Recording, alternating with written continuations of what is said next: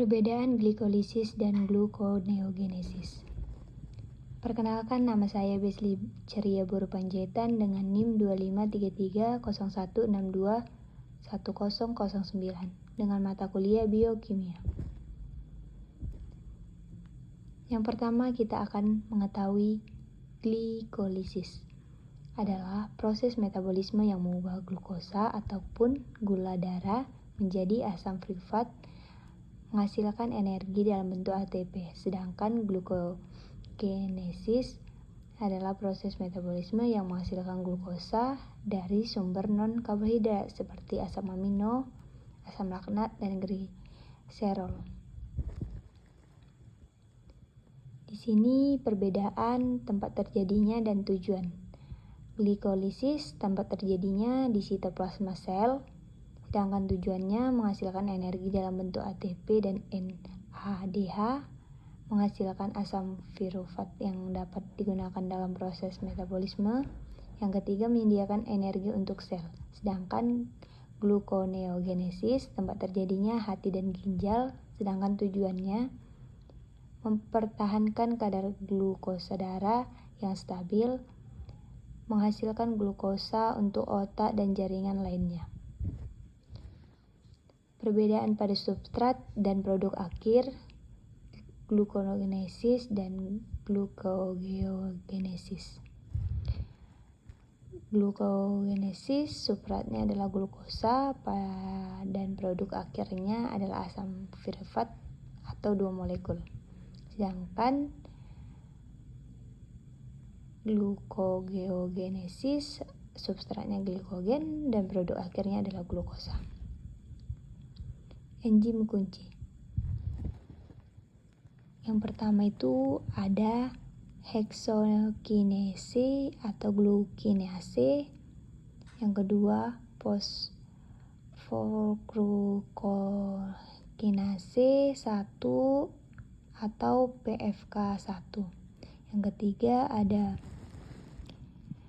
pyruvate kinase. Sedangkan yang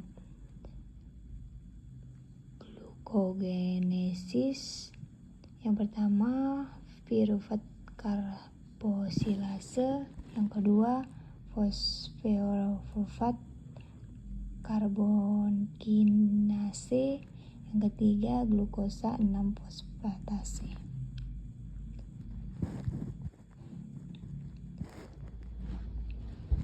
Regulasi hormonal.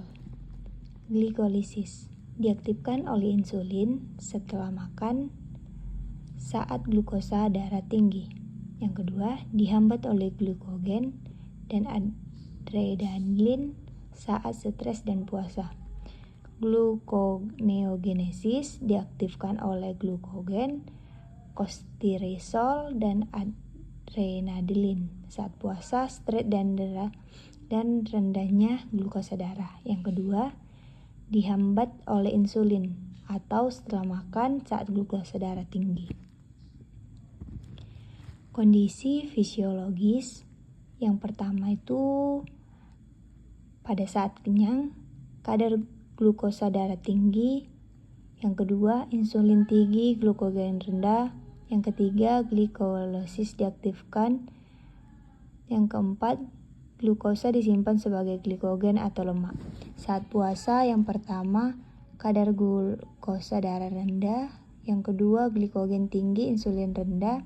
Yang tiga, glikogenesis diaktifkan, glikolisis dihambat.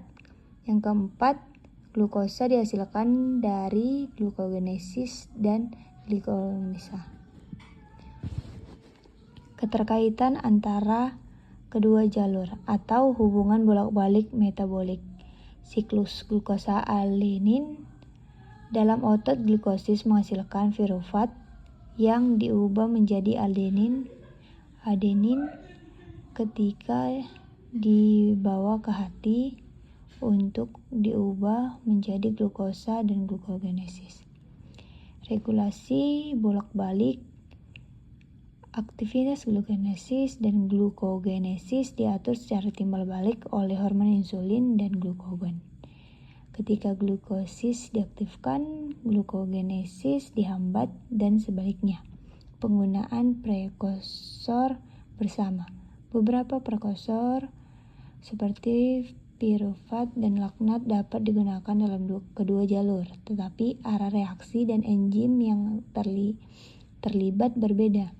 Keseimbangan energi.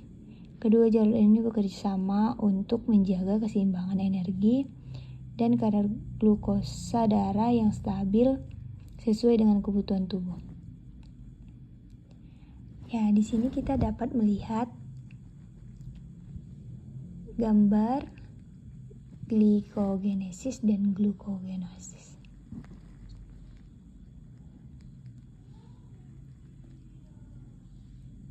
Ini adalah proses di mana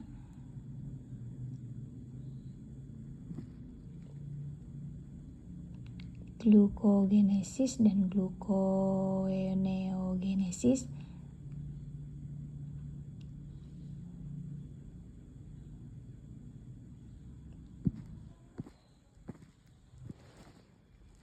Setelah itu kita akan melihat diagram alur metabolik. Dari glukosa dulu menjadi glukosa 6-fosfat. Setelah itu glukosa 1-fosfat